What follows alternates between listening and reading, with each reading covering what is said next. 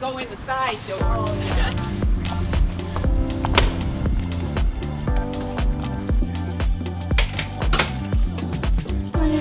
Oh, thank you so much. Yeah. So you're So we're located right here. Oh, great. Right off the elevator, actually. Yeah, so Stoughton Public Health, visiting nurses. Oh, okay. Well, thank you so much. Hi, we're here today because we recognize the importance of the Stoughton Public Health Association and Visiting Nurse Association keeping seniors and those with disabilities in their home. I'm here today with Janeice Bruce. She's the director of the VNA and Public Health.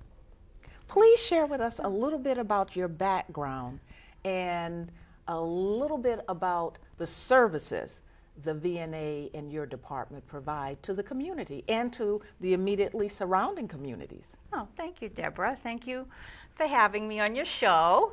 So my background, I became a nurse right out of high school. I went into, right away I started doing long-term care, and I was very involved in rehabs and nursing home work.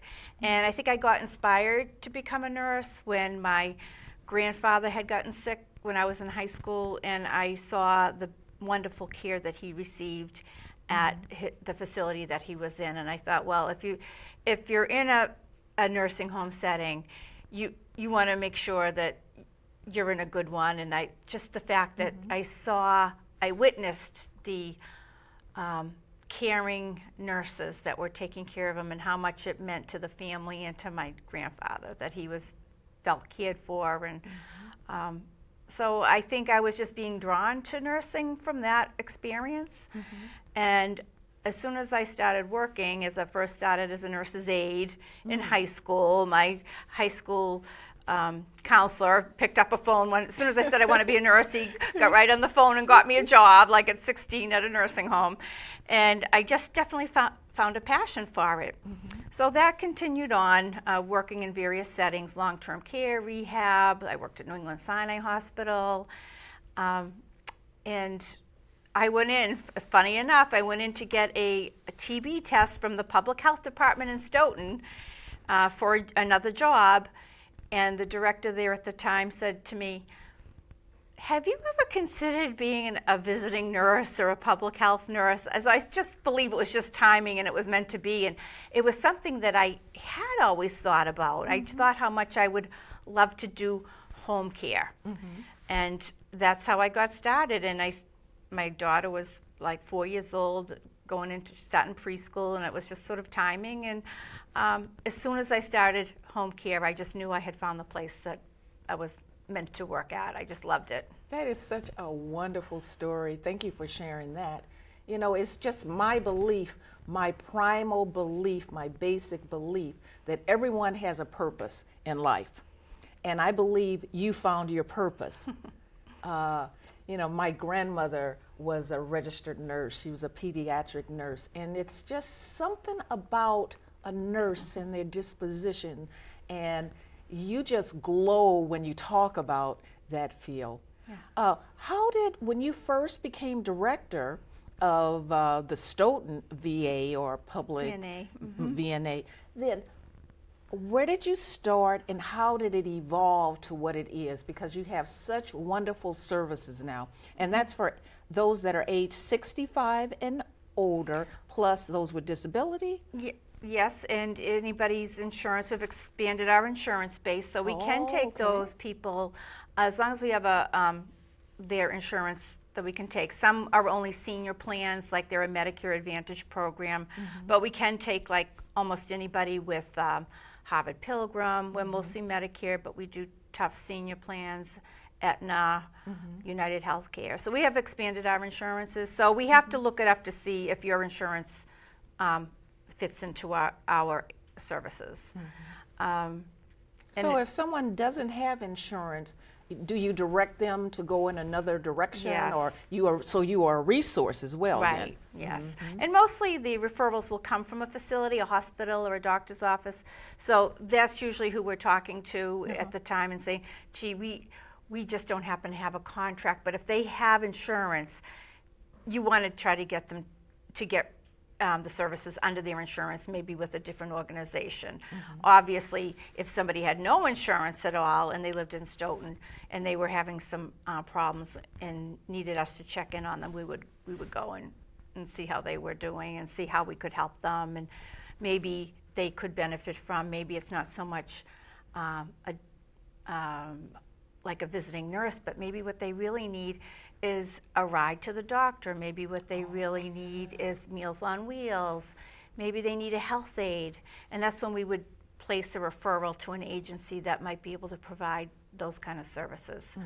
So, I mean, we are a link for people to try to help them figure out what they need, because as you said, people want to, if at all possible, they want to age in place and they want to be at home where they're comfortable. There sometimes is a time when people are actually more secure in a different kind of setting. If the risks are so tough for them to be at home and they can't be, you know, we also want people to feel comfortable having good options of, you know, a different kind of setting, whether it's assisted living. Some people are more secure in a nursing home because they know they're not alone at night. There's somebody around the clock. So that happens too. But we try to help people with their life changes. Their situation may change. The availability of caregivers sometimes change. So we are there. We are the public health, and we are there to help people. The VNA portion is usually under the criteria for that is that we get a referral. It's usually from a hospital, like I said, or a doctor's office or a skilled nursing facility, and they tell us what they want the patient to have. Maybe it's just physical therapy, and maybe it's this, but it's all done under doctor's orders, and it's all done highly regulated, and it's like a doctor's visit, but you're in your home. So it's just it's a different. You're getting the services you need, the skills of a nurse, maybe to change your dressing, or to maybe you have just came out with pneumonia from the hospital and you need someone to check and get you better, you know, listen to your lungs, make sure you're eating, make sure your infections are improving, that you're taking your meds. Yeah, so. Yeah. Keeping your parents or keeping those family members at home as long as practical is the way I was raised. It was always in the forefront of my mind. And I know when different residents come to me, they talk about the importance of keeping their family members in home as long as they possibly can. Being home, that comfortable surrounding is so important. I know in my mom's last years of life, you know, going into hospice, I didn't know you could have hospice at home, you know, in that comfortable environment. And can you talk a little bit about that, you know, like that type of service, or what other service specifically you have? So when we go out to see a patient, we're evaluating everything. Obviously, we're in for the doctor's orders. And we sometimes report back to the doctor. The patient knows they're the center of our care plan, the patient. And so we want to know what their goals are. It's not about what we think you should have, but like, what are your goals? And for everybody, it's different. A goal may be just to be able to get back out into their yard, maybe just to be able to safely navigate, to be able to go out in their yard. Some people, their goal is to really just get out and about again. Our patients are homebound and they want to get like practice. For some people that may have had surgery, it's just getting that safe transfer into a car. So we look and see, how are we going to achieve these goals and make that person, have that person be fully part of like we're a team and we're working for you, and the doctor is part of that team. If you have a caregiver there that's taking care of, they're part of that team. So we're all working on a common goal, and you can have several goals. Like, I mean, if somebody is, it may be as simple as learning how to take your medications appropriately and not be confused by them and understand what they're for. It may be a simple goal just to be able to climb up to your stairs, to be able to go back up into your bedroom.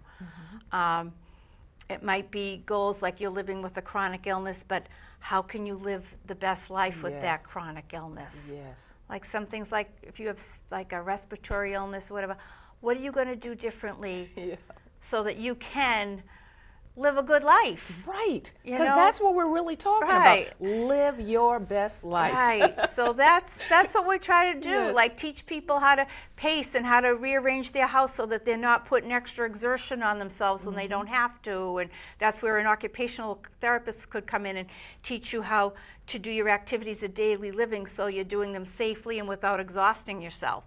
So there's all kinds of things. So every person is so unique, and that's, I think, what I loved about home care, because not only are you meeting your patient that have their unique situation, but you're getting to know their families, you're getting to know their grandchildren, you're getting to know their dog. Like, so you feel like it's the whole environment. And sometimes you see things that you're like, this is important information for the doctor to know too. Like, this might be a hazard and this is impeding this person's ability to get better. And maybe you can make some different changes, like to just make somebody's life better. So that's what we do, and it's a very interesting part of nursing, and being community-based. I think our patients, knowing that we're from Stoughton, we're right there for them, we're right in town, we're right in town hall. I think they Where feel, are you exactly? Okay, Because people ask, like, well, I didn't know you were here. So you're at town hall. So You we're- said that just a second ago. So our office is in the Stoughton Town Hall. We're on the second floor, right when you get off the elevator. However, because of the little, right now they're doing things over, we're moving downstairs for about 2 weeks. But But we're in the citizens can still find you. Yeah. Just go into town hall. Yeah, public health department, or we're public health. We're also a VNA. So even before doing home care, you've always had a public health department. Those are the people in any town that work with the Board of Health. I always say the Board of Health is taking care of the buildings and those things, and we're kind of taking care of the people. So I mean, if we get a report that somebody has a infectious disease type of thing that might need to be tracked, like COVID was like the ultimate example of a pandemic. Like, we were so busy, calling people and making sure that they knew how to stay isolated or quarantine, and called. You and your department, you have been involved in 2 pandemics, Well, right? our department, yes, our first nurse was hired in 1909. The first Stoughton nurse, Alice Murphy, came to us in 1909, and I laughed because she went through the first pandemic was 1918, I think was the first pandemic. So I'm like, oh, wow, things have gone around again about 100 years later. Right. About 100 years later, we have another pandemic, and I was reading up an article on her, and it was like an article that was saying to all the townspeople, support her. It was like a fund drive to support really? her. So back then, I don't know how she got paid. Right. But I'm like, it's still sort of the same way with the town government, like, oh, well, we're going to fund this, Because your budget is your enterprise budget, and it's about $500,000. And you just presented to the select board just recently, and you talked about your annual assessment and what you have incorporated into a mental health assessment. Can you talk to us a little bit more about that mental health assessment? Sure. Because that's hot off the press. It is hot off the press, yeah. You really paid attention. I did. Yes, I was talking about, like, every year or every few years, you can see the focus of healthcare is changing. Obviously, you know, we've always had the same health needs. All people have the same health. Whether they lived 100 years ago or we live now, we have the same health needs. But a big component now across all sectors is mental health. So this year, they released a new assessment form that we do for every new patient. And we always do a complete assessment of all different, how a patient can get out of a chair, how they're able to open their bottles of pills, how they, you know, just a physical assessment, blood pressure, pulse. But now there's a new assessment for cognition and mental health and depression. And I think it's just that we're seeing this be really a big public health issue. And for people that are depressed or anxious, it affects every part of their life. Or if they have just little forgetfulness, like we have to know when we go in there that maybe it's not just setting up their pill box, but it's making sure that there's somebody there to remind them to take their pills, or just how can people navigate if somebody's depressed? They probably are going to be lacking motivation, and if we see something different that's not, if we go in and assess them and we see mental health issue, like it's our job to talk to the doctor and say, you know, Mrs. So-and-so they're struggling with this. Were you aware that, you know, they're having this problem? And, you know, there's a lot of different strategies out there between, you know, medications or counseling or just different supportive services or just what can we do to help? You know, sometimes it's temporary. Some people after they go in a hospital can feel depressed, or if they have a condition that flares up and it affects them doing the things they normally like to do. It's not abnormal to go home and feel a little down, you know. So we just try to identify those problems, see how it's affecting them, what we can do, and sometimes one of the biggest things, if a caregiver says, you know, my husband wasn't feeling agitated at all, and now he's got this sudden onset of agitation or sudden onset of being really sleepy, that's something that could be something that needs an immediate attention, because it could be an infection that's triggering it, or interaction with the medication. So we, you know, if we see that, we need to report that right away. How do you handle the situation with sometimes citizens of the town, they don't want, you know, their neighbor that grew up and became a nurse to be a caregiver or their visiting nurse, because they know them so well. They might prefer to have someone that they don't have that personal relationship. I'm sure we've talked about that. Oh yes, we have. How do you handle that and encourage them? Like, yeah, this might be a better situation, but how do you handle that? So first of all, our nurses and our clinicians are very professional. Whatever we're not allowed to discuss anybody's situation with any outsider or any person. So we if you've heard of HIPAA. Yes, we've heard of HIPAA. You know, so just like the doctor's office, but this is something we go over routinely. And even if someone calls our office and says, oh, do you have Mrs. So-and-so on service? We're not even allowed to give that information to somebody. Like we're not allowed to even say if they're being seen by a VNA. Like that's just, you know, we don't want people to feel like because we're Stoughton nurses that like their business is, you know, open to the public. Right? No, it's not. No. In fact, it's just nobody wants that. In fact, our office, a lot of people say we keep our door closed to our office, and a lot of people say, "Oh, why do you keep your door closed? I mean, you can come in, knock, and come in." I say, "Well, because it's a office that we are taking care of people in town, and we're just trying to keep conversations private. If they're having a case conference on something, you know, we're just trying to get that extra layer of security. So we're very tight with our HIPAA." We also talked a little bit about being a first responder. So you are not really a first responder, but you have a direct connect with being with those first responders. Yes, we connect with our first responders.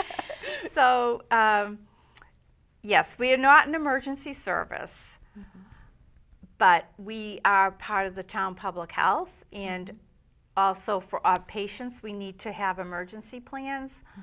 So not only do we work with our town with emergency plans, so we routinely say we know there's a big hurricane coming. Like, we'll meet beforehand, or we will have a conference about what we're going to be looking for. Usually the fire, the fire department, police, everybody's strategizing. This is what we're expecting. They open up like an emergency operations center. You know, we're kind of part of it. So and on our end, we call our patients that we know maybe are dependent on oxygen and say, you know, we're expecting a storm. Do you have backup tanks in your house?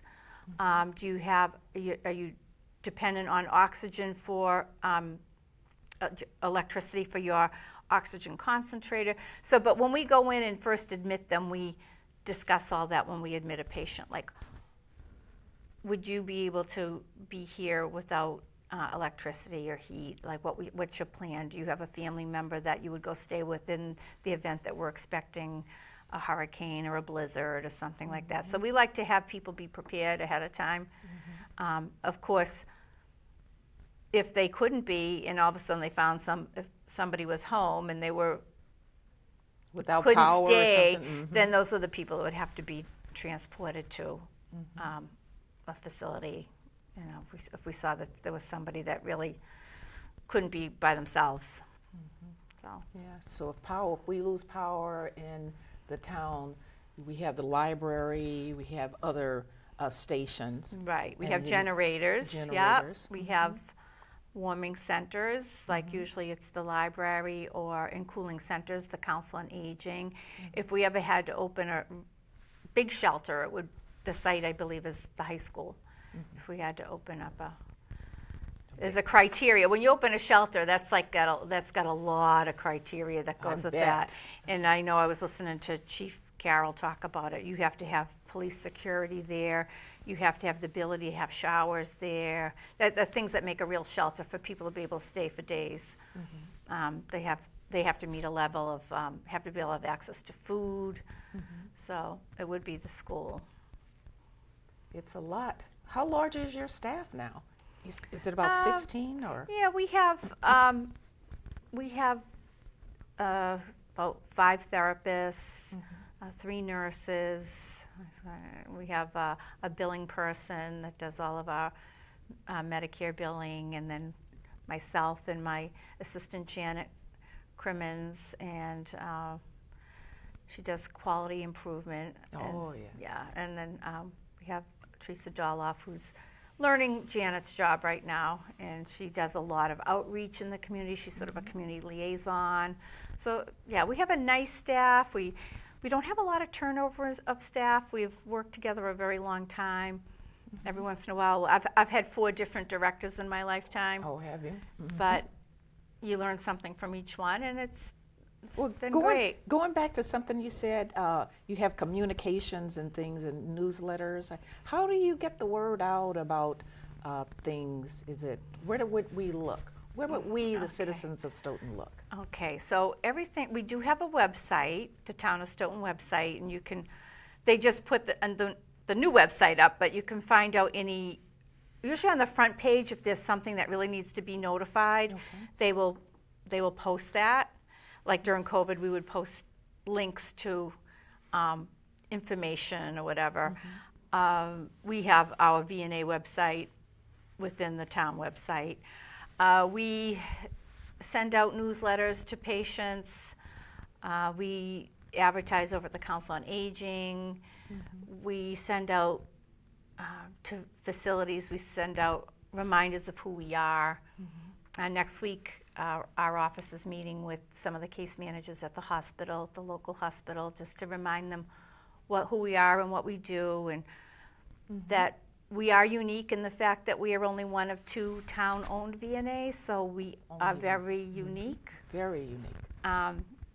But I think it's a great strength for the town because it just kind of gives you that bond with your other departments. We work closely with the Council on Aging, with the fire and the police, Veterans Office. So I think it's a very cohesive Yes. way to do things. And when we had our surveyors come from the Department of Public Health in December, they were like so happy to see how our department functions within the town, and they thought it was a real strength to have that department to be a resource and to be able to provide services right from your town. And I think our biggest advertisement is our patients that we've had, because they're the ones that will tell their neighbor, tell their friend, like, hey, try Stoughton. They're great. They're right here. You need them. They're so local, and they do a great job. And a lot of times they will say to the doctor, I want Stoughton. They're like, who? Who do you want? Because we're not a familiar name. And plus our name is Stoughton Public Health, so I think they forget there's a VNA in there. Right. They're like, oh, I thought you were just public health. We're like, well, that's our official name, Stoughton Public Health Association, but we're also a home care agency. So, I know you said earlier that you don't have a lot of turnover, but with that said, I am very proactive on DEI type of work, diversity, equity, and inclusion. So if you do, how do you recruit to fill positions? I know you have to plan for that recruitment practices and things like that.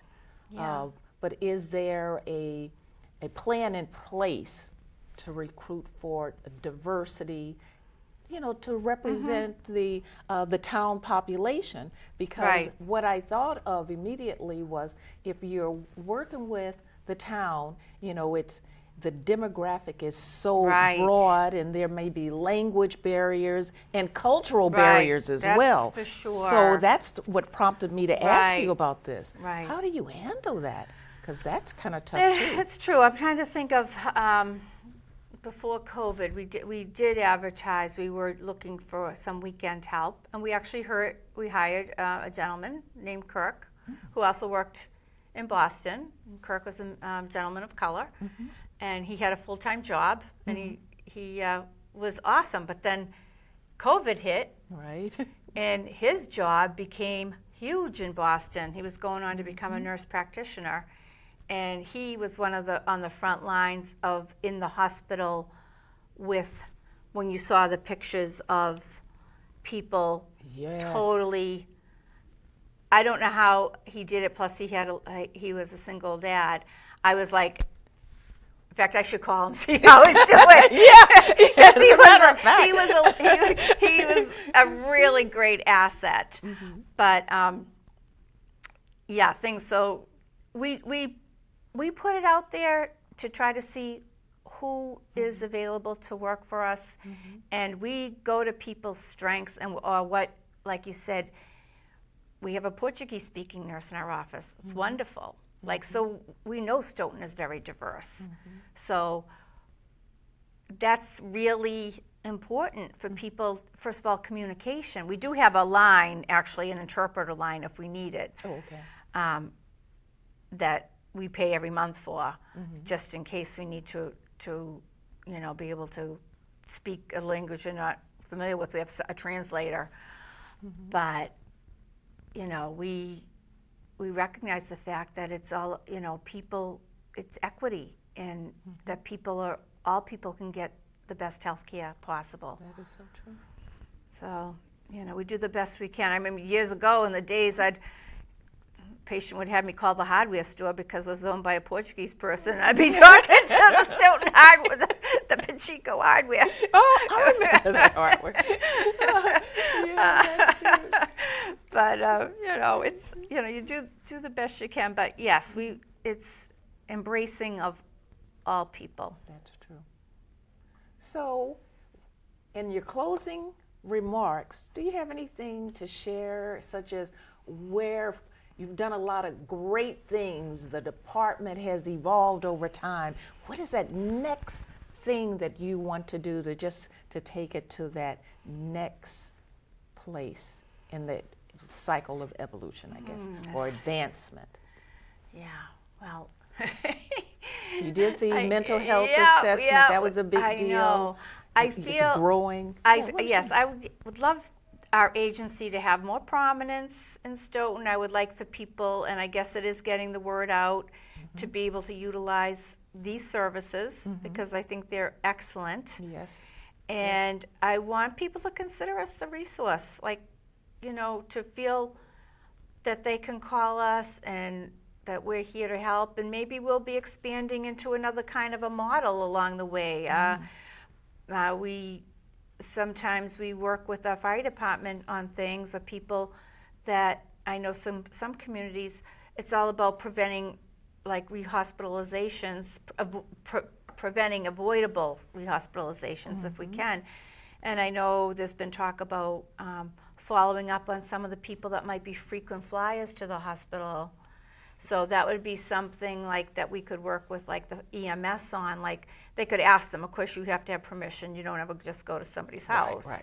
But to make, maybe do those wellness checks and see what is it that you need that maybe you're not getting that's making you go to the doctors, getting a lot of hospital trips. Sometimes, we do hear from sometimes the fire department anyway, like this person seems to have needs, can you call them? And we do, we call them and say, would you like us to make a visit? What kind of support do you need to stay home? That's right. That's what we're aiming for, to keep the age 65 and older and those with disabilities in their home as long as practical, based on what they want and what can be done. Well, thank you very much. Thank you, and you're Deb. located at Town Hall on the second floor, usually, but because of things that are going on, the renovation, you temporarily We're temporarily moving, but we'll be back, and everything will be painted and nice. And but anyway, it's been a pleasure. And thank you so very much. Please call us, and our number is, I'll just say it, it's 781-344-7011. That's wonderful. Direct line. Great. Thank you so very much. Thank you. Hope everyone has enjoyed it, and thank you for viewing.